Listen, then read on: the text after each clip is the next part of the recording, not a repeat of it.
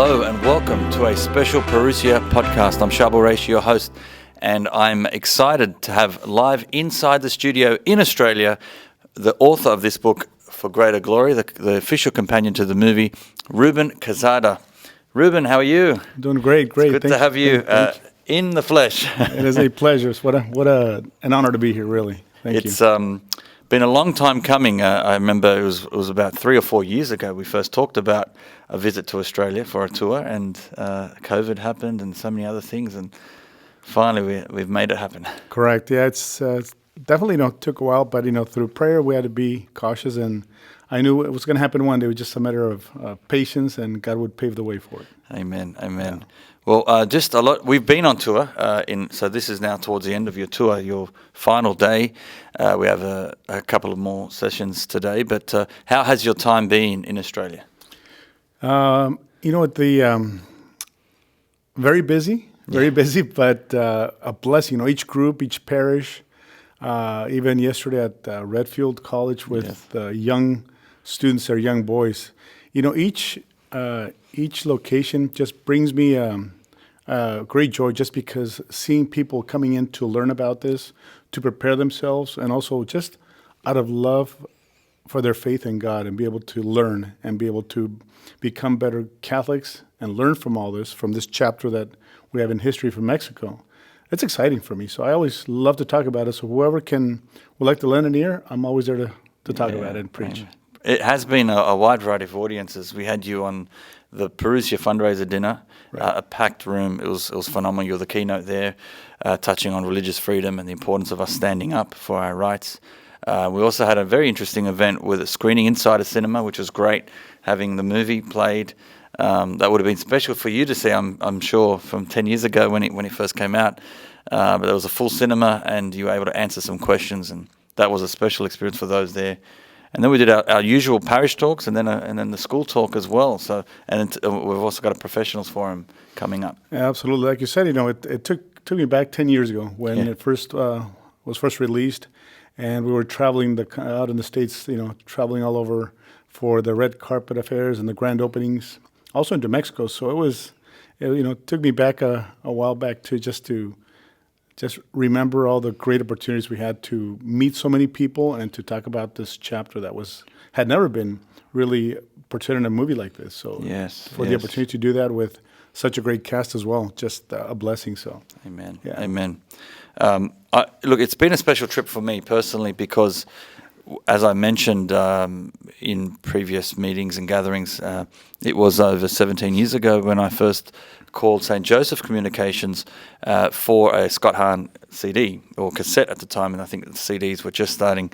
And you answered the phone. It was St. Joseph Communications, Ruben speaking, and that was you. And I just placed my first order, and realized the shipping was astronomical.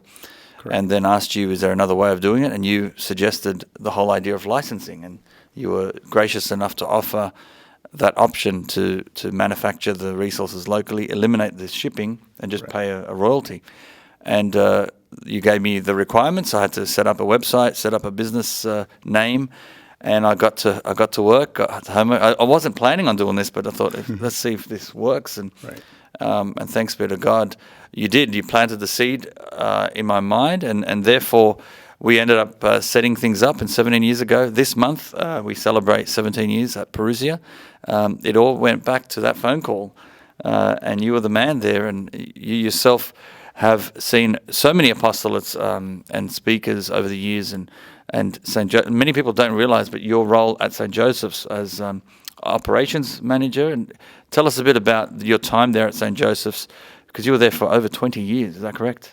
Yeah, pretty much 20 years actually. And the way I connected with that apostolate back in 1994 was also a miracle by itself. So as I see how I came to work with Terry Barber and the apostolate, and just at the beginning of the, development of conferences and speakers really joining our speakers bureau, I see the links that we all play. How God played a link with somebody else in order to get me here, which was Terry Barber, and also a priest at the time who was able to introduce me to him. So it was really, really interesting when I came in. I mean, we're talking about November 1994, Okay, which is quite a while back. You know, Yes. we're talking 28 years ago, I believe. Yeah, 26 years ago. Am I right? No. Anyway, Yeah. the point is that as I started working there, I started listening to, Scott Hahn. Then came Jeff Cavins, other speakers, and eventually you start listening to these presentations as you're doing the production. Mm-hmm. And a lot of questions are answered in your faith that you never really learned. So it really started firing me up for learning more, and the process of doing a lot of conferences throughout the country, getting more speakers, and the apostolate grew. And then came the opportunity for doing distribution throughout the world. We had at a time in South Africa, the Philippines, Australia, Canada, and many other locations. So yeah, it was definitely a blessing working, at that time. Amazing. Literally, I mean, St. Joseph's did pioneer in this space of CD productions, especially. That was, I guess, the core bread and butter of the business, distributing CD sets. And it wasn't just single talks. They were always a series or, 2 packs, 3 packs, 4 packs, 5 packs, 6 packs, 12 packs in some cases. And, Right. and very unique in that sense, and thousands of titles. I just remember over the years. And That is correct. and thanks to your work, we were able to discover speakers like Tim Staples and Scott Hahn, of course, and Brant Petrie, Dr. Michael Barber, Stephen Ray, all these great conversion testimonies. Archbishop Fulton Sheen's work as well was a major part of your work. It's phenomenal. And I remember even it's key, St. Joseph played a role, because the reason why our first ever tour was with Tim Staples. So you started the idea of licensing, and then out of all those resources, the outside of Scott Hahn, the next largest range was Tim Staples, and we thought, let's get this guy out. And he moved to Catholic Answers at the time, but again, it's thanks to St. Joseph's, because I would have, that was the reason why we picked him. We had a large range, he was very popular and a great apologist. And so that, between yourself and Tim Staples, we really launched Parousia in a big way, and I'm just amazed and celebrate. We'll never forget our foundations and our, where we've come from. Right. But here we are now, and you've seen so many conferences, so many speakers, and seeing so many new apostolates. But I guess something close to your heart is this whole story, the Mexican persecution, and you are a key. Tell us your involvement before even writing this book. You did know about Blessed Miguel Pro, but why were you picked, I guess, to write out of all the Mexicans and all those familiar with it? What I guess, why were you the one picked, I guess, to get behind all this? I can only say why. Well, the reason why, I'm sure, God had a plan. I would have never expected for me to be selected, but I had already been studying the life. I started with Blessed Miguel Pro since I was a teenager. He was introduced to me by a priest, friend of the family, where I used to work at a retreat house before I worked with St. Joseph Communications. And eventually, as I started reading his life story, his martyrdom, I started finding more stories of other martyrs. Then I started reading stories of a bigger persecution that I had never heard about. So it was through that research that took me quite a long time to be able to grasp the entire chapter of history that was actually taken off the history books, so people would not be able to learn about this. And it was probably about 6 decades that it was not. No one was able to publish, print anything about this. So in the mid '90s, I was able to go on the internet, and by then, diplomatic ties had already been renewed between the Vatican and Mexico. So there were a little more leniency to print and talk about the story. And I found a true historian, Mr. Jean Meyer, who was in Mexico City for many years, and then he was able to do the research on this Cristiada. And we have incredible images, testimonies through that. So fast forward from that point, I started giving lectures, PowerPoint on Blessed Miguel Pro, a little bit of the persecution. When I gave the presentation, somebody invited me to their parish. Then someone else invited me to their parish, and it started kind of a little snowball effect. Yes. And I started polishing up the presentation to really delved deep into the persecution of Mexico at the time. And as it often happened, people knew nothing about it. Yeah. Even up to the time when the movie was released, I remember there was a survey that was across Mexico asking about how many people knew about this chapter in history. And nearly 70% of people living in Mexico, Mexican citizens, knew nothing about this. 70% of Mexicans. Correct. Wow. Wow. So anyway, with that said and done, after I traveled quite a bit through the states, giving presentations on the persecution of the church in Mexico, on the life of Blessed Miguel Pro, the life of now Saint Jose Sanchez Orillo, Yes. Blessed Anacleto, who's another character who has a powerful story, and also his martyrdom, but also on religious freedom. So as I traveled, eventually I believe Ignatius Press, who is the local Catholic publisher in California, known worldwide, of course, they got the rights to distribute the movie. And in that essence, they knew that I was already giving a lot of lectures on this history, that I was pretty well knowledgeable. Not an expert, but very knowledgeable in that. So they called me in January of 2012, I remember. I was at a conference when I got the call from them and asked me if I wanted to be the author of the companion to the movie. And my gosh, I didn't bat an eye. I was right there at the moment. I was very excited to say yes. And then we started working on that project on this book. And it was just released in time with a movie back in May of 2012. So here we are. Yeah. Here we are. And yes. The recording is this May. So 10-year anniversary. Yes. Since absolutely. the movie and the book. Yes, and the book. So it's the same.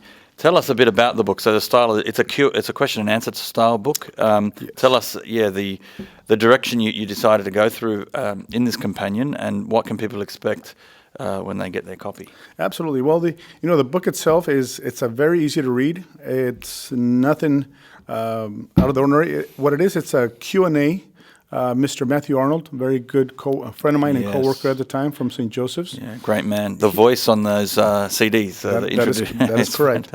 So Matthew was able to kind of spearhead this project with me, and he formatted the entire layout of the book. He says, I think this will be the best way to tell the story from the beginning and explain every process, the names, why the persecution, who was present at the time. So we went through pretty much a chronological process, again, Q&A, up until the truce. Again, this lasted 3 years. It was a 3-year persecution where thousands of people lost their lives.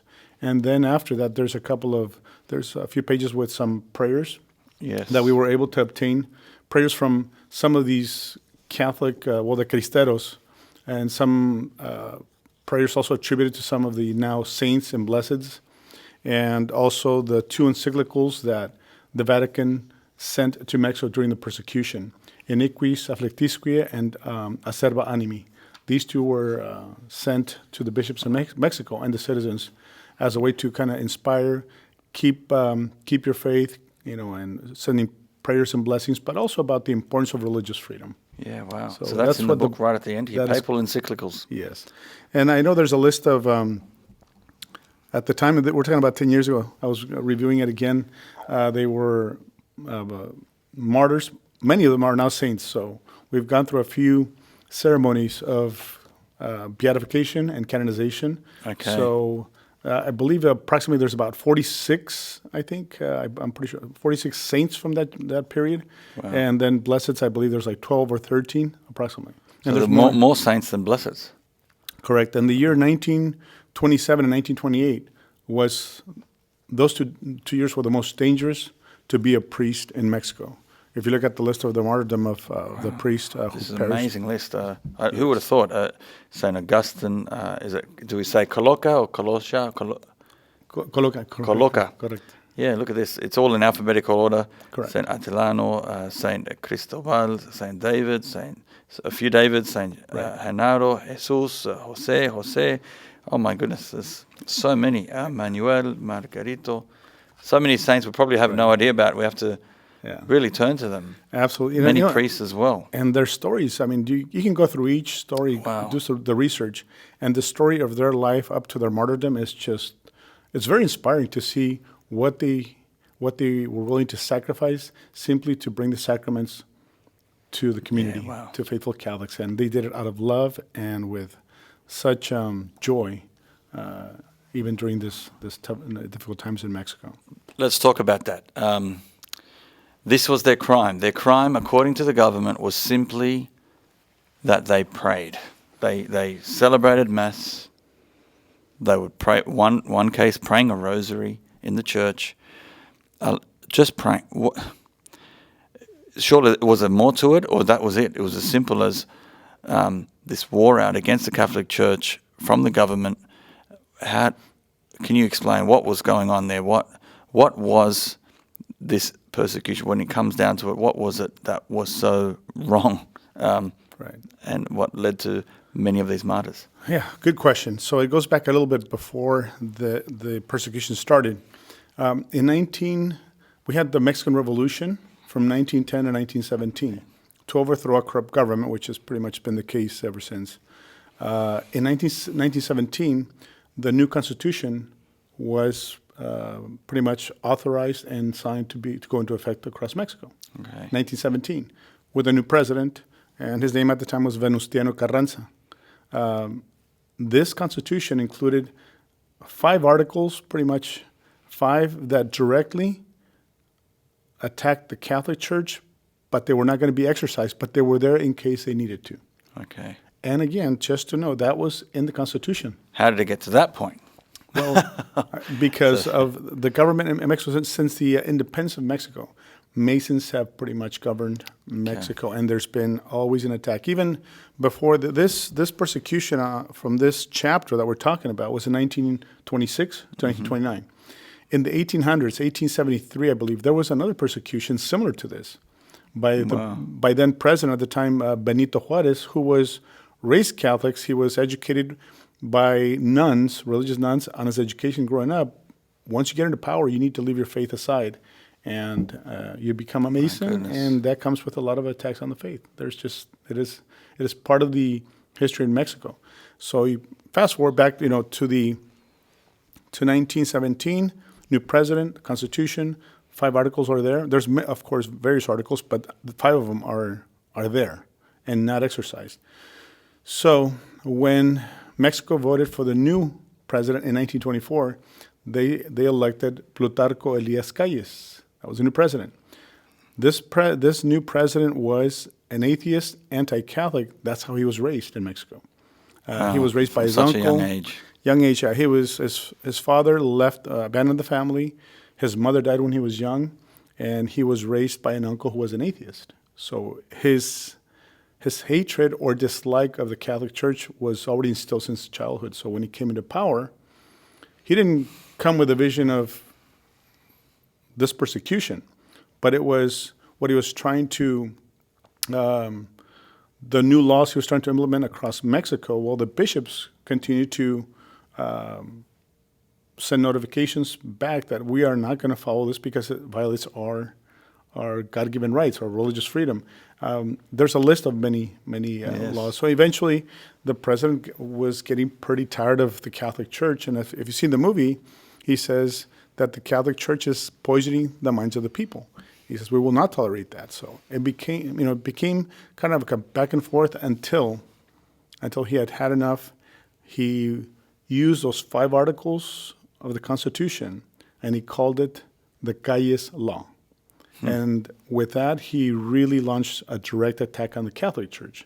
And he then gave citizens across the entire country, predominantly Catholic, I would say maybe 90-95% of the time were Catholic, gave them the last 2 weeks of July in 1926 to practice freely what you would like. Masses, confirmations, baptisms, weddings, any type of religious celebration. But after that, after the 2 weeks, he was going to close all the churches. And we have photos in the presentation we're going to give tonight, There's photos of people lining up, day in, day out, 24/7 for 2 weeks, making sure they get the sacraments one more time because everything was going to shut down.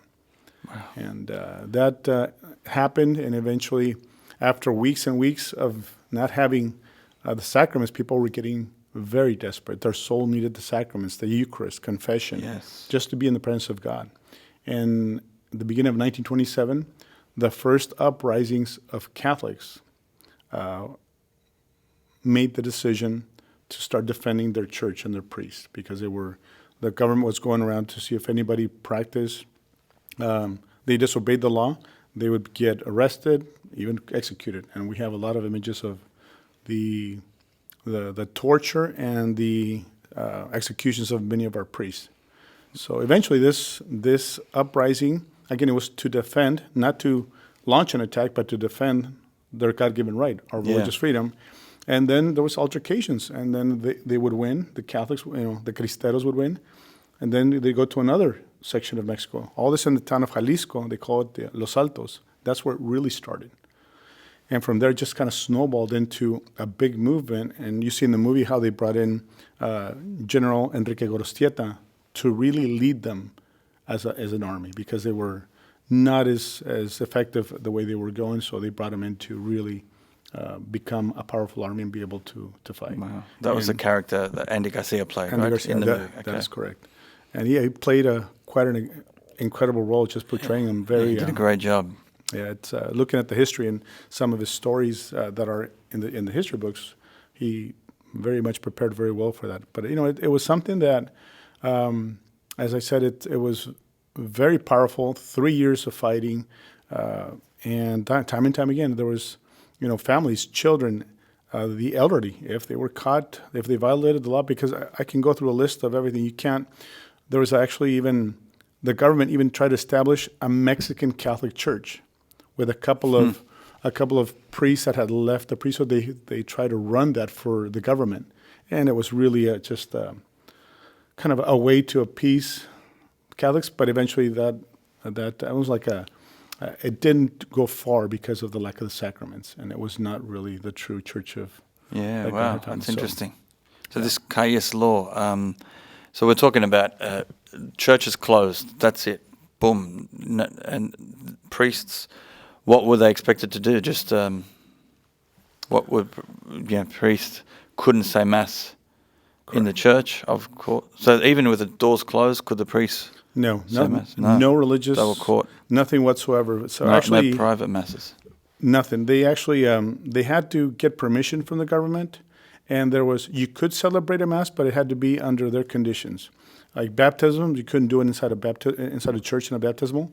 You'd have to do it on the local riverbeds or something like that. That was part of it. That would be acceptable. Also, priests or celibacy was out the door. They could marry if they wanted to. You have to follow it if you want to practice freely. But again, no priest followed those teachings or what they had set in place. But if you violated that, of course, you would be arrested. And there's even photos of back. I remember even growing up in Mexico, because I grew up there for the first 10 years of my life. There are 3 islands off the coast of Mazatlan and off into the Pacific Ocean. Okay. They're called Islas Marias, the Marian Islands.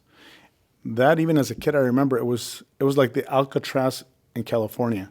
That's where they send the psychopaths, the murderers, and what they were doing is that if they captured a group of people in mass, again, they wouldn't execute the children per se. They would put them by train all the way out to the port, put them on a ship to those islands, and people were very, very fearful of even going there. So that was another way to intimidate Catholics at that time. Wow. Yeah. Just imagining the world, what it would have been like living then at that time. And priests obviously couldn't wear their collars. They couldn't be seen as priests. Correct. And then lay people not having access to church, but private devotions, things like that. I mean, their spirit, their soul, their purpose of living, all that just gets sucked out. And absolutely. My goodness. Was there anything else around that? So the church is being closed. I'm curious to understand what once you do that, that's a major part of the identity of the Mexican culture back then. Right. But any other things around that the pressures from the Calles government? What was it like? The persecution was on the church, but Did that affect, I guess, the running of the country as well before the uprisings began? Yeah, well, the persecution went pretty much to Catholicism, not just the priests and the churches. So, I it mean, was straight everyone. on, yeah. Everyone. So Mostly talking everyone. schools, Schools, yeah. They universities, and religious orders, everything. charities. Absolutely. We have a lot of property was confiscated by the government from Okay. whether it was a Catholic school, a Catholic college, a convent.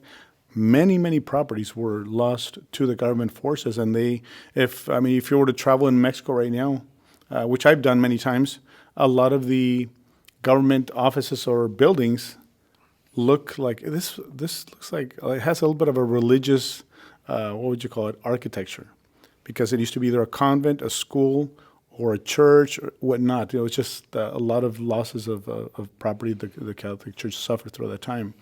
And also, just the destroying of the churches. They would burn them down. They would come in and completely destroy everything inside. Just trying to intimidate Catholics. So, did it affect society? Big time. There was when people would leave, there were actual towns, and all this that I'm sharing is because back to the expert Jean Meyer did his thesis on this persecution. It's a 3-volume. In Spanish, that it goes deep into the daily living of Catholics at the time. So it was really an example. People would leave towns. It would be like a ghost town, and the whole town would leave to fight for religious freedom. The mothers, the wives, they would go with them, and at some type of encampment where they would set up. They would set up camp. They would stay there to cook.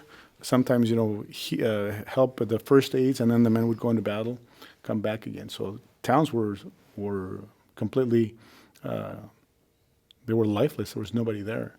And if men left, women stayed behind. You're talking about a 3-year war. They had to sustain themselves. Even kids had to leave school to go work, to go sell stuff, and the mother had to work too. So it changed the economic and the social lifestyle in Mexico for many years to come, even after the truce. Wow. It was really... That's a good point. So families have been broken, fatherless families, and in decades and decades, so a whole generation like that certainly has an impact, doesn't it? Right, absolutely. One of the things that I encountered, as I said, I've been traveling, I'd say maybe 15 years, and I remember I had gone up to Northern California to give parish missions. I think I gave like 12 talks in 2 parishes all weekend. Wow. And in 2 different occasions, an elderly man who lost his father during the persecution, he was still he was talking to me, but you could sense almost a bitterness. He was still resentful. He was still angry because of all this. He just couldn't quite understand. He says, we gained back a freedom that we already had. He says, but we lost my father. We lost my older brother. He says, and the lifestyle that we had after that was very difficult. And I can never forget that, he says. So after the truce, okay, you get your freedom back. You get your churches back. At what cost? Yeah. And that was really difficult for thousands of families just to be able to overcome those challenges, but also the economics of it. It changed everything. Kids couldn't go to school anymore. Now they had to work just to make a living. Wow. And the wives. But I guess this is the price the Cristeros paid, right? Is this basically those who wanted to fight back for freedom, and enough was enough at a certain point but at that point when they decided those uprisings started to rise, a lot of lives were lost already at that point, right? So there had to be, something had to have happened. Of course. Well, what happened is there was, right after the revolution, 1917, the president that came into power, Carranza, there was another president, Álvaro Obregón. Again, these presidents grew up Catholic. But again, just to reiterate, when you get into politics, that goes out the window, or else you're not going to get far. However, Obregón, the president right before Calles, he attacked the church. There was a monument in Guanajuato which is dedicated to Christ the King, and it's called Cristo Rey. And there was a huge, beautiful statue of Christ the King up on the hill. Alvaro Obregón sent people to destroy it. So put dynamite up to it and destroyed the entire monument. So there was already attacks prior to this persecution. So it's just been kind of occurring, a little more pressure until Calles came in, and then all the wrath was let loose against the Catholics. So for the first, as I said, from at the end of July till the end of December 1926, there were attacks, there were persecutions, but there was not really that commitment to defend it. People thought it was going to be over real soon. Once they saw that it wasn't, and priests were being executed, then they took action. Yeah. So it had been building up, and eventually they just they knew. They gave up their jobs, their families, their homes, and yes, even their lives, for the sake of religious freedom. And they paid the ultimate price.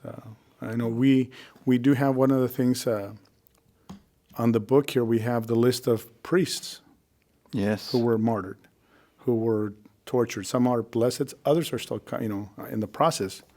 But we don't have the list of all the cristeros who, out of self-defense, died fighting for religious freedom. We have a lot of martyrs, but we don't have records of all these people. When I've traveled, even in Mexico or even in the States, and I know it's a Mexican community or Latino, I tell them, I said, you should look into your family tree. You might have a martyr in your family, and you don't even know it.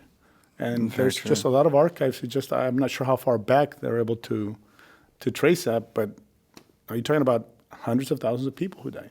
Wow. So, wow. You never know. About the uprisings, and how did that sort of build to the point where, say in the film, Andy Garcia was invited to sort of lead the army, and and it says in the trailer, we'll play it at the end of this, but you want me to lead an army of ragtag peasants and hillbillies, and the idea was, well, these guys were just ready to fight, ready to lay down their life. And what was it before he came in? What was it like? Okay. Yeah. So what happened in the League, the National League for Religious Defense in Mexico, they were made up of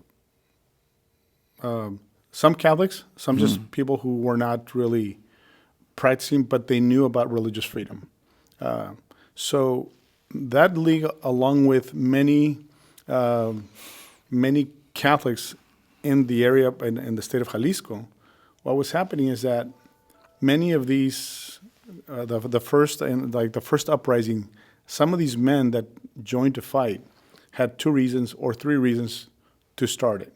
Number one, they were ousted or they were defeated, not killed, but defeated during the Mexican Revolution 7 years prior to that, or 9 years prior to that. For them, it was an opportunity for revenge.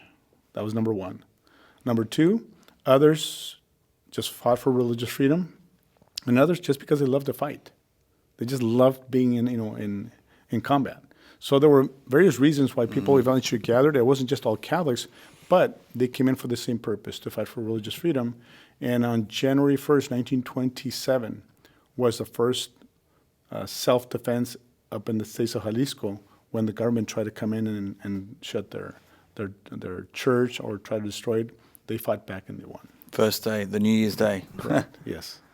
Okay. And so then they obviously, this league built enough funds and resources to at least be able to hire the services of a leader. And that is correct. And they had already a network working across the country. Correct. So they knew it because General Garcia, Andy Garcia, he actually was a highly decorated general, and he fought in the revolution, and he did fairly well. Okay. Again, he was fighting for some of the leaders. Eventually, in the Mexican Revolution, a lot of the generals who were fighting this revolution, they all wanted to become president. A lot of them ended up killing themselves. Wow. But Gorosteta was a general in some of those, in that fighting, and he was very successful. Well, that's why the League reached out to him, because they knew he knew how to strategize and use his men to fight the right way. Interesting. So, Interesting. Yeah. Now, a bit about his character in the film. Was he Catholic and just not practicing? I understand he wasn't. His wife there's a moment in the scene where she says, "How do you fight for something you don't believe in?" And he says, "I believe in freedom." So what was his background? Was he a Catholic and just not practicing, or just not even a Catholic? He was an atheist, actually. He was an atheist. When Wow. he came, and if you see him, actually, this is also in part of the history book, some of the images. If you see him when he went to fight for the Cristeros, he was wearing a crucifix. Yes. That would actually also kind of serve him as a protection. So if he was out on the battlefield, they knew he was fighting for the church. So, but in the process, you see him changing his stance, asking for prayer, even confession. Yeah. He wanted to also try to receive the Eucharist, and it was denied until he went to confession. So anyway, that was his stance. He was an atheist, but a conversion was coming in the process. And I'll tell you a little bit more towards the end of it, how his life ended and what happened shortly in that period of time. Well, sorry. So this is interesting. There's a few other characters in the movie. Eduardo, he's one of the blesseds. Correct. What was his role in that? His character. So Anacleto González Flores, young Catholic in Guadalajara, the state of Jalisco as well. When he found, he was always he belonged to different groups. ACJM, Catholic Association of Mexican Youth.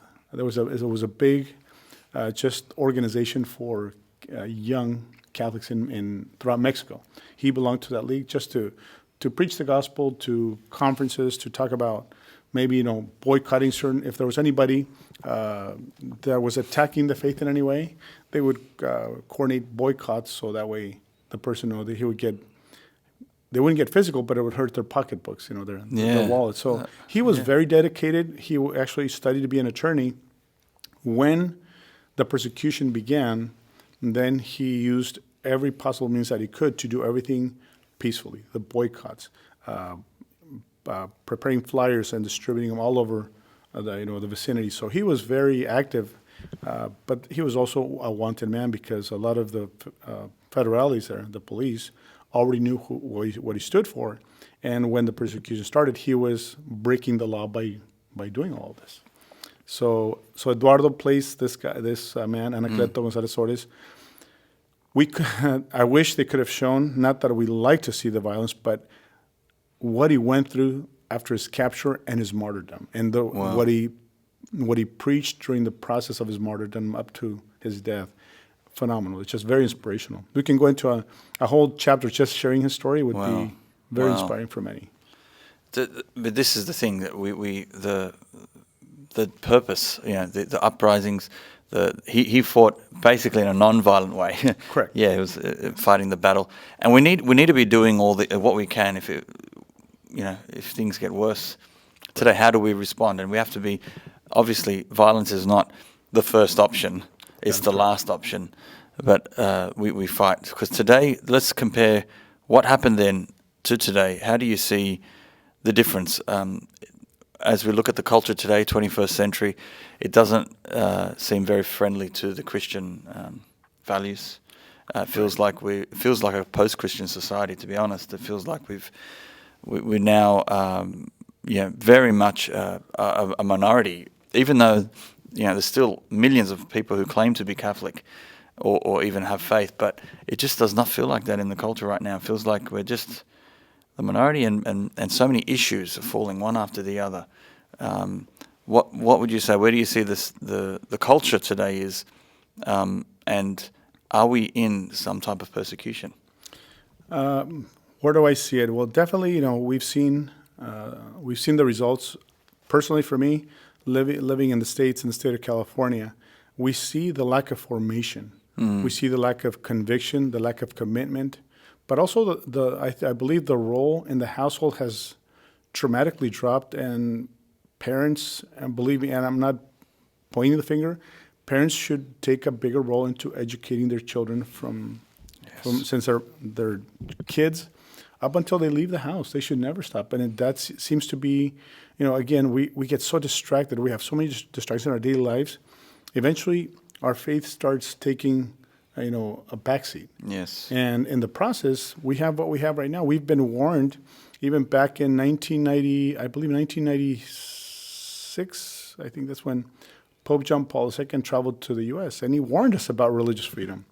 He says, he told us, be aware. He says, because don't allow the authorities to replace your faith with secularism in America. He says, we must stand strong and be able to fight for that. That was, 26 years ago? 26 years ago, yes. Well, guess what? Seems like it went under the radar, because right now it's just the Catholicism seems to be dropping, and people just don't really, seems like they don't care about it that much anymore. We see the attacks that are happening right now because of this Roe versus Wade leak that supposedly happened. There's some of the news clips that are coming that these pro-abortionists already said, we are going to break into the churches and desecrate the Eucharist. They're only seeking to destroy the Catholic Church. Nobody else, because there's a lot of other religions that are pro-life. Yes. They're very selective. It's just evil at its, Satan's working in such a way that it's really trying to persecute the Catholic Church. And we need to respond, not just with our votes, in any way that we can, and again, peaceful. But we need to stand up and be able to defend that and go back to the basics. Teach the children, teach the youth, teach our young men about our faith and what the values that we have, or else they're going to get caught up in society and they're going to get lost out there. It happens. It's happened for the past probably couple of decades, and now we see the results. We're desperate. The world is desperate for that Christian love, and through that, true Christian values will give us peace in the world.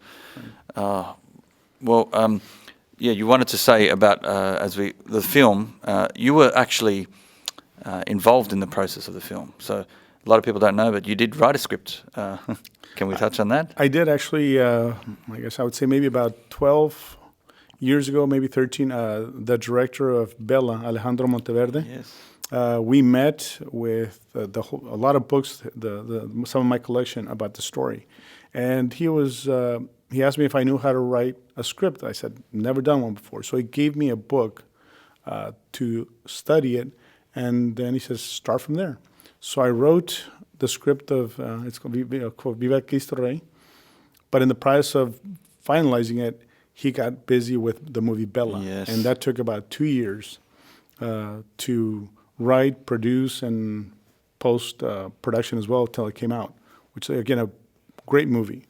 So by then, the story of this that we had talked about had already been circulated with other contexts, and eventually they selected another writer who's written scripts before. With the experience, and believe me, it was a great story as well. They went with him, so they started the filming back in 2010. About 2010. Eduardo would call me because, based on his character, he wanted to find out more about this character, because he was traveling and working at different projects. So I was able to help him in the process of who Anacleto Gonzalez Flores was. Okay. When the filming was done, the actual complete film was about 3 hours and 20 minutes. Wow. And there's no way that would ever be released either on big screen or on a DVD. So they invited me, along with part of the cast, Eduardo, and other people within the film that were involved.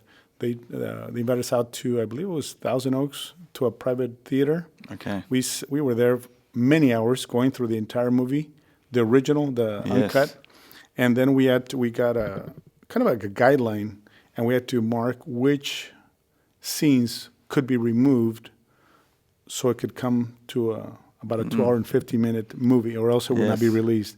And I think, to me, it was really because of and I've been studying it for many years. Even taking one clip from the movie, one little take, was really hard for me. I was like, they're all good. It's like, which child do you love the least? Is there? Do you think it's possible to get that uncut version? I'm going to reach out. You did ask me. I'll look into it. It would be. It's a long movie. You'd have to bring a lot of popcorn for that. Yeah. Oh wow, that would be wonderful. But that's fascinating. You were there in that process, but you also on set as well a few times, and tell us about that. That is correct. Just there was a lot of the production was really nice. There were threats at the time, actually, from some. Not all governors. It was filmed in 3 different states in Mexico, and not everybody was very, very welcoming. So there were threats about you filmed that because it's exposing the government's role in this. But there was really nothing. There was security hired, and it just went like clockwork. But I think there was another after the movie was the production was finished. There was another persecution, which is the release. So we were working in Mexico and the States, grassroots marketing, networking, so we can really get the word out about the movie. Yes. Besides billboards and commercials that were coming out. Yes. But soon after the release, we found out that a lot of, especially in Mexico, a lot of theaters wouldn't allow anybody to buy tickets, or they would tell their audiences that it was already full when in fact it wasn't even full. So you saw the ticket sales go like this the first weekend, and the next one it kind of nosedived. It was just so within I think 3 weeks, maybe even a month, the movie pretty much was out of theaters. That was another persecution, but Yeah. it wasn't until Blocking the message. the DVD came out that it was really started spreading and continues. And now Yeah, that's right. now on streaming services as well. Some places. Absolutely. Yeah, we have that. We're pleased to have Parousia on our website, parousiamedia.com, that you can buy the film For Greater Glory on DVD. And also it is on our, if you don't have a DVD player, you can get it on live streaming, and we have Parousia on demand, and we're very blessed to be able to offer that on there. I know it used to be on Netflix and it was on Form, but at the moment on Parousia on demand, so we're very excited for that for our subscribers, or you can buy it or rent it. So go to parousiamedia.com, click on demand, and then you'll see, search for Greater Glory, you'll be able to get that. As well as this book, this is also now available on our website, parousiamedia.com, and we have an audio book as well. So you recorded with Matthew Arnold. Yes. A 3 CD set, and we're also going to have it on an MP3. Right. But that's basically this book read out. That's what it is exactly. Okay. If you don't want to read, you're not a book reader, you can do the download and be able to listen to the question and answer and go through the entire book. In a short period of time. But yeah, it's available. And thanks to you, we also received another film. It was in Spanish, and it was based on the life of Blessed Miguel Pro. Can you tell us very quickly about that? Because that's also available on our streaming service, Parousia on Demand, and on DVD. Blessed Miguel Pro, a key figure in this whole story. Yes. Back in, I would say, probably 2000, maybe 2010, around there, I believe, found out that there was a movie on the life of Padre Pro. And it's called Padre Pro. It's a DVD. It's in Spanish with English subtitles, and it is on demand. It's the story of Blessed Miguel Pro. Again, this was the first martyr, the first person that really connected me with all this. I guess a domino effect from that to working at the retreat house, to connecting with Terry Barber, to look at that, Parousia, to here, and here we are. 30, 40 years later. To me, it's just been an amazing journey that God put us all together for this. But nevertheless, the movie talks about the life story of Blessed Miguel Pro, kind of his childhood, where he was born, joined the seminary, right in the middle of the Mexican Revolution between 1910 and 17. So they had to flee because there was a lot of persecution even at the church during that time. He fled, and they had to flee to the States. They came to California, and eventually he was sent to Europe to continue his studies. Okay. When he was ordained in 1925 in Belgium, eventually he was returning back to Mexico, and he arrived in Mexico just prior to the persecution starting. So he had to go underground and tend to the faithful, but clandestine style, and hidden homes, and he would dress up in different disguises to avoid being captured. And he was a very funny, witty, but a very holy priest. And again, the way I don't want to give away the story. I want people to watch the movie because it's funny how, well, not funny, but it's very interesting how he was captured and what he was accused of when he was executed. Now that execution really shone a light on the evils of all these the firing squads and how he died. Was it the first martyrdom captured on film, or was it? Not necessarily. I know there was other priests who were executed. Okay. We have images. I don't have the exact date based on the archives, but he was the first one that was used. President brought the media in to capture everything. I mean, pretty much from the time they were being pulled out of the cell to walking towards the execution site, everything was captured. It was a way for him to intimidate Catholics across the country. And when these photos were published in the newspapers all over, it backfired greatly. So they had to retract them and then make sure that no media outlet, nobody could write, talk, or publish any photos regarding the execution. Interesting. Yeah. Well, at least people, if they've been familiar, I first heard of Blessed Miguel Pro exactly 20 years ago. I was on a discernment retreat, and there was a priest, Father Joe Pro, who happened to tell it, and he happens to be the grandnephew of Blessed Miguel Pro. So he's now back in Mexico, Father Joe Pro. So if you're watching Father Joe Pro, I'd love to get you on the podcast and maybe in time for the feast of your great uncle in November to have you on, because it would just be such a blessing. But we've got to connect the two of you up so you can continue this message and promoting a very important piece of history in our church and not to take for granted our freedoms we have today. Absolutely. Wow. Absolutely. So, with that said, I think there's so much, to close off as far as the chapter of the persecution, because of those images that were published, other countries began to also start focusing on this type of violation of religious freedom. The U.S. also, you see the ambassador who came in many times, to meet with them regarding this. They were going for the purpose, the oil and other interests, but also because of the persecution that was happening. Eventually, there was a truce between the Catholic bishops, the Catholic Church, and the government, and there was Garcia was not too happy about it because he was out on the battlefield, and again, the Church does not support war. There's a teaching of the just war theory, and we have to be very certain that it's going to have a good outcome based on all these elements on the just war theory. And that was not the case for the Cristeros, so they couldn't support the cause. But when the truce came, Gorostieta wasn't too happy that they were not going to be acknowledged, that it was them who fought for the church. It was very controversial. Again, the government did it purposely to create more separation or hatred between Catholics. A little more. And so, anyways, after the truce, which happened in June 23rd, 1929, almost 3 years to the date, the truce was signed. And part of the truce that the government, there were some conditions to be met. And the conditions were, they were asking all generals, all leaders of the Cristeros, because right now, before the truce, it's called treason. You could be executed or jailed, one of the two. So the truce was, okay, surrender your weapons, and you will get a presidential pardon. That way you're going to be a free man. We're not going to prosecute you.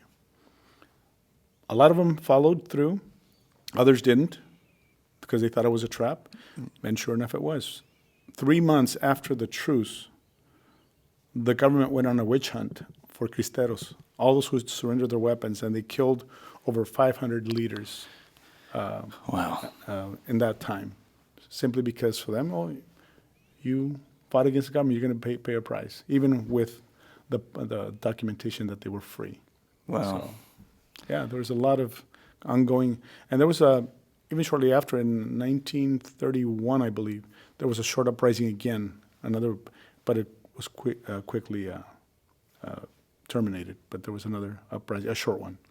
Wow. Yeah. Well, there is. It reminds me of my favorite scene in the film is that final sort of speech that Andy Garcia does in the film, and I get goosebumps.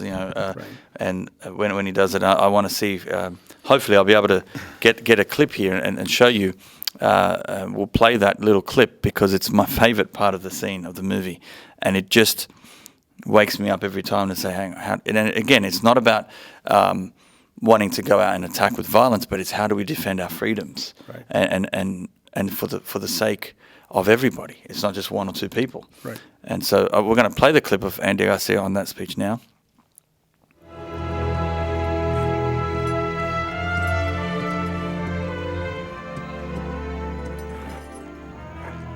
Today we are going to send a message. We are going to send a message to Caius and to the rest of the world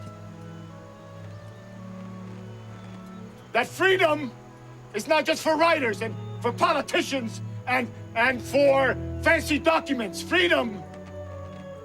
Freedom is our home, our wives, our children, our faith. Freedom is our lives. And we will defend it or die trying. It is not only our duty to defend it, but it is our right. You must remember that men will fire bullets, but God decides where they land. ¡Que viva Cristo Rey! ¡Que viva Cristo Rey! ¡Que viva Cristo Rey! ¡Viva!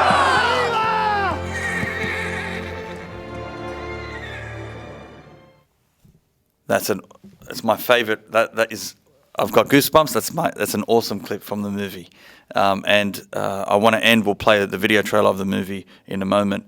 Wow, there's so much more we can say, but we hope we'll have a presentation recorded as well of this in more detail with imagery. Correct. And I'd love to get you back on again. And there's so much more to unpack.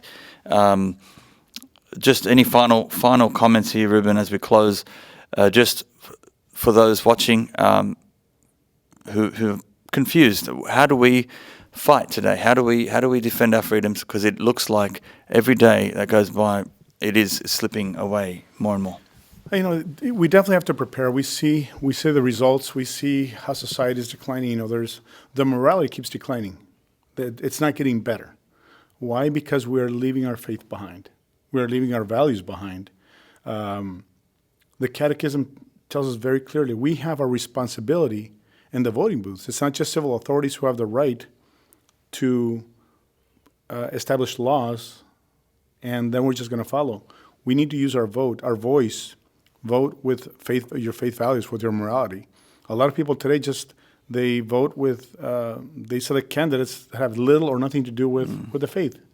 They probably do it because they're popular on other causes, but nothing on the faith. And we need to change that. We need to read the Catechism. There's a couple of paragraphs that we can look into that regarding religious freedom. Our responsibility as faithful citizens. We can start there, but also start with formation. Get back to the kids. We've talked about this a few times. Proverbs 22:6 says, "Teach up a child the way he should go, and when he is old, he will not depart from it." Are we teaching our children? Are we forming them enough? Are we equipping them enough that as they grow, they can continue to practice their faith and not get distracted with secular society, which is nothing close, because right now out there it's just God is out of society. Nobody wants to hear about it, or they get offended. For us, it's about preaching it with love, with respect, and be able to stand up for religious freedom no matter the cost. And most importantly, in my 15 years and probably over 250 lectures that I've given on this topic across the U.S., now in Australia, it never fails, but somebody asks me, do you think this can happen today? And I always say, you can bet your life on it. Wow. So it can happen, and we need to be ready. Yeah.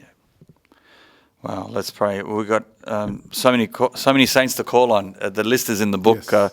So all those saints who died for this freedom, we ask for your intercession right now. Our Lady of Guadalupe, of course, and just for our Lord to reign, the Christ the King. Amen. Viva Cristo Rey. Let's end on that. Absolutely. How do we say that? So you say, que viva Cristo Rey, and I'll say, que viva. All right. Que viva Cristo Rey. Que viva. God bless you. Thank you for listening, and keep the faith.